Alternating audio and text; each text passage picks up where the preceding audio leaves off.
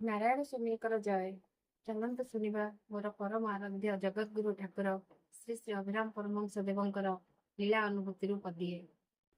ଠାକୁରଙ୍କର ଆଶ୍ରମ ହଉଛି ପୁରୀ ନିକଟସ୍ଥ କରମଳା ଗ୍ରାମରେ। ସେଠି ଠାକୁର ବହୁତ ଲୀଳାଖେଳା କରିକି ଯାଇଛନ୍ତି। ବହୁତ ଦିନର ଲୀଳା ସଙ୍ଗୀ ଭକ୍ତ ଥିଲେ ଦୀନରାମ ବାବା। ସେ ଠାକୁରଙ୍କୁ ଭକ୍ତିରେ ପୁରା ପାଗଳ, ଲୋକେ ତାଙ୍କୁ ପାଗଳ ବୋଲି ବି ଭାବନ୍ତି। ସେ ଠାକୁରଙ୍କ ଭଜନ ଗାଇଲା ବେଳେ ଭାବ ବିହୋଳ ହେଇ ତାଙ୍କ ଆଖିରୁ ଅଶ୍ରୁ ଧାର ଧାର ହେଇ ବୋହିଯାଏ। ଯେମିତି ଉଦ୍ଧବ ଠାକୁରଙ୍କର ପ୍ରେରଣାରେ ଠାକୁରଙ୍କର ଆଜ୍ଞାରେ ସବୁ କାମ କରନ୍ତି, ଠିକ ସେମିତି ଦୀନରାମ ବାବା ବି ଠାକୁରଙ୍କର ପ୍ରତିଟି ଆଜ୍ଞାକୁ ପାଳନ କରନ୍ତି। ଯେତେବେଳେ ଜଣେ ଭକ୍ତ ଆସି ତାଙ୍କୁ କହିଦିଏ ଠାକୁରଙ୍କର ଲୀଳା କି ଶୁଣେଇବା ପାଇଁ, ତାଙ୍କ ଆଖିରୁ ଧାର ଧାର ହେଇ ଲୁହ ଝରି ପଡେ। ଦୀନରାମ ବାବା ସବୁବେଳେ ଭକ୍ତମାନଙ୍କୁ ବହୁତ ଭଲ ପାଆନ୍ତି। ଦିନେ କଣ ହେଇଛି ନା, 1945 କି 46 ମସିହାର କଥା। ରାଞ୍ଚିର ଝରିଆଗଡରେ ଜଣେ ଯୁବରାଜ ଆଉ ଯୁବରାଣୀ ଆସିଥିଲେ ଠାକୁରଙ୍କ ପାଖକୁ। ଠାକୁରଙ୍କ ପାଖକୁ ଆସିଥିଲେ ସେତେବେଳେ ବାବାଙ୍କ ଠାରୁ ଦୀକ୍ଷା ନେଇଥିଲେ ଭୀମା ବୋଲି ଜଣେ ଭକ୍ତ ଭାଇ। ସେ ଝରିଆଗଡର ରାଣୀ ଯେବେଠାରୁ ବାହା ହେଇଥିଲେ, ଝରିଆଗଡ ରାଣୀ ଥିଲେ ଲାଲ ସାହେବ, ବାରିପଦାର ଲାଲ ସାହେବଙ୍କର ଝିଅ। ଯେବେଠୁ ବାହା ହେଇଥିଲେ ଝରିଆଗଡରେ, ସେବେଠାରୁ ଯାଇକି ଭୀମା ରାଣୀଙ୍କ ପାଖରେ ରହୁଥିଲା। ଆଉ ଠାକୁରଙ୍କର ସବୁ ଅଲୌକିକ ମହିମା ଭୀମା ଝରିଆଗଡର ରାଣୀଙ୍କୁ ଶୁଣଉଥିଲା। ରାଣୀ ତାଙ୍କ କଥାରେ ବହୁତ ପ୍ରଭାବିତ ହେଉଥିଲେ। ରାଣୀଙ୍କର 2ଟା ପୁଅ ଜନ୍ମ ହେଇଥିଲା ଆଉ ଗୋଟିଏ ଝିଅ ଜନ୍ମ ହେଇଥିଲା। ତ 2ଟା ପୁଅ ଜନ୍ମ ବେଳରୁ ମୂକ। ରାଣୀ ସେତେବେଳେ ସେ ପୁଅ 2 ଜଣଙ୍କୁ ଚାରିଆଡେ ଦେଖେଇଲେ, ଡାକ୍ତରଖାନା, ପୁଣି ଗାରେଡି ସବୁ କରିଲେ, କିନ୍ତୁ କିଛି ଲାଭ ହେଲାନି। ସେ ଛୁଆ 2ଟା ସେଇ ଜନ୍ମରୁ ମୂକ ହେଇକି ରହିଲେ। ତାପରେ କଣ ହେଲା ନା, ସେ ତ ଭୀମ ଠାରୁ ଠାକୁରଙ୍କର ସବୁ ଲୀଳା ଅନୁଭୂତି ଶୁଣିଥିଲେ, ଠାକୁରଙ୍କ ଅଲୌକିକ ମହିମା ବି ଶୁଣିଥିଲେ। ତାଙ୍କର ଇଚ୍ଛା ହେଲା କରମଳା ଆଶ୍ରମ ଯିବା ପାଇଁ। ଆଶ୍ରମକୁ ଗଲେ ସେ ତାଙ୍କର ଯୁବରାଜ ଆଉ ରାଣୀ ପରିବାର ସହିତ ଚାକର ଚାକରାଣୀ ମିଶି 15 ଜଣ ଭଳିଆ ନୌକାରେ ବସିକି କରମଳା ଆଶ୍ରମ ଡାଲି, ଚାଉଳ, ଚିନି, ଗୁଡ ଆଉ ପନିପରିବା, ଧୂପ ଦୀପ ସବୁ ନେଇକି ଆଶ୍ରମ ଗଲେ।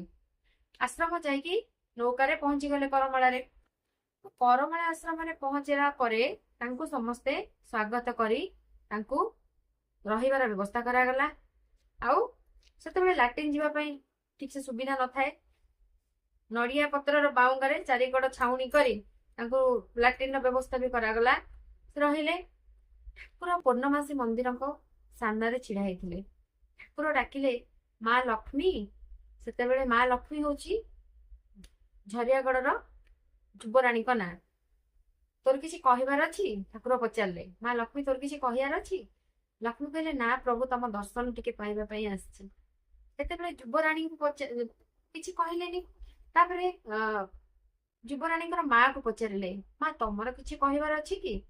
ଯୁବରାଣୀଙ୍କ ମା କହୁଛନ୍ତି, ଠାକୁରେ, ତମ ଭରସାରେ ମୁଁ ଆସିଛି। ଛୁଆ 2ଟା ତ ଜନ୍ମରୁ ମୂକ। ତମ ଭରସାରେ ତମର ଅଲୌକିକ ମହିମା ଶୁଣିକି ଆସିଛି ତମ ପାଖକୁ। ତମ ଇଚ୍ଛା, ତୁମେ କଣ କରିବ? ଏତିକି କହିକି ରହିଲେ। କହିଲେ, ଠାକୁର ଟିକେ ଦୟା କରନ୍ତୁ। ଠାକୁର ସେଠୁ ଭାବିଲା ଭଳିଆ ଟିକେ ହେଲେ। ଭାବିଲା ଭଳିଆ ହେଇ ପଚାରିଲେ, ବଡ ନାତିର ମୁଣ୍ଡ ଉପରେ ହାତ ରଖି ପଚାରିଲେ, କଣ ଜନ୍ମରୁ ମୂକ? ସେମାନେ କହିଲେ, ହଁ, ଜନ୍ମରୁ ମୂକ। ଠାକୁର ସେଠୁ ତା ମୁଣ୍ଡରେ ହାତ ରଖି କହିଲେ, କହିଲୁ ନାରାୟଣ। ବଡ ନାତିର ପାଟିରେ ସାଙ୍ଗେ ସାଙ୍ଗେ ବାହାରିଲା ନାଲାୟଣ। ସେ ପାଟି ଲଗେଇ କହିଲା, ନାଲାୟଣ। ତ ପାଦ ତଳେ ସମସ୍ତେ ଠାକୁରଙ୍କର ବସିଥିଲେ। ସେତେବେଳେ ପୁରା ଠାକୁରଙ୍କର ଜୟ ଜୟ ଧ୍ୱନି ଶୁଭିଲା। ଜୟ ଶ୍ରୀ ସତ୍ୟନାରାୟଣ ସ୍ୱାମୀଙ୍କର ଜୟ, ଜୟ ଶ୍ରୀ ସତ୍ୟନାରାୟଣ ସ୍ୱାମୀଙ୍କର ଜୟ। ସମସ୍ତେ ଜୟ ଧ୍ୱନିରେ କୁମ୍ପି ଆନନ୍ଦରେ ସମସ୍ତେ ଅଧୀର ହେଇଗଲେ। ଆଉ ଯୁବରାଜ ସାଷ୍ଟାଙ୍ଗ ପ୍ରଣାମ କରିଲେ ଠାକୁରଙ୍କୁ ଆନନ୍ଦ ବିଭୋର ହେଇକି। ତାପରେ ସେଦିନ ରାତିରେ ସମସ୍ତେ ରହିଲେ। ପରଦିନ ସମସ୍ତଙ୍କର ଠାକୁରଙ୍କର କୃପା ହବାରୁ ସମସ୍ତଙ୍କର ଦୀକ୍ଷା ନବାର ସମୟ ଆସିଲା। ଦୀକ୍ଷା ନବା ପାଇଁ ଠାକୁରଙ୍କର ସବୁ ଆୟୋଜନ କରାଗଲା। ତ ଯୁବରାଣୀଙ୍କର ମା ଗୌଡୀୟ ସମ୍ପ୍ରଦାୟର ବୈଷ୍ଣବୀ ଥିଲେ। ତ ସେ ଦୀକ୍ଷା ନବା ପାଇଁ ମନା କରିଦେଲେ। କହିଲେ, ମୁଁ ଦୀକ୍ଷା ନେବିନି। ତ ସେଇଠି ସମସ୍ତଙ୍କୁ ତାଙ୍କୁ କୁହାଗଲା ଯୋଉମାନେ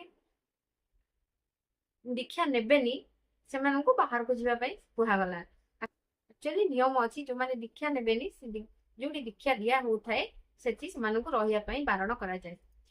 ଠାକୁର କହିଲେ ନା ନା ସିଏ ରୁହନ୍ତୁ। ଠାକୁର ତାପରେ ମାଙ୍କୁ ପଚାରିଲେ, ଆଉ ମା ତମେ କଣ ଶୁଣିଲ ଆଉ କଣ ବୁଝିଲ? ମା କହିଲେ, ମୁଁ କିଛି ଶୁଣିନି, ମୁଁ କେବଳ ଦେଖୁଥିଲି ଏଇ ଠାକୁର ଏଇ କରମଳା ଆଶ୍ରମ ଜାଗା ଆଉ ପୂର୍ଣ୍ଣମାସୀଙ୍କ ମନ୍ଦିର, ଏଇ ପୋଖରୀ, ଆଉ ମୋ ନାତି କେମିତି 8 ବର୍ଷ ପରେ ସେ ନାରାୟଣ ଡାକିଲା ସେଇ କଥା ହିଁ ଭାବୁଥିଲି, ଆଉ ମୁଁ କିଛି ବି ଶୁଣିନି।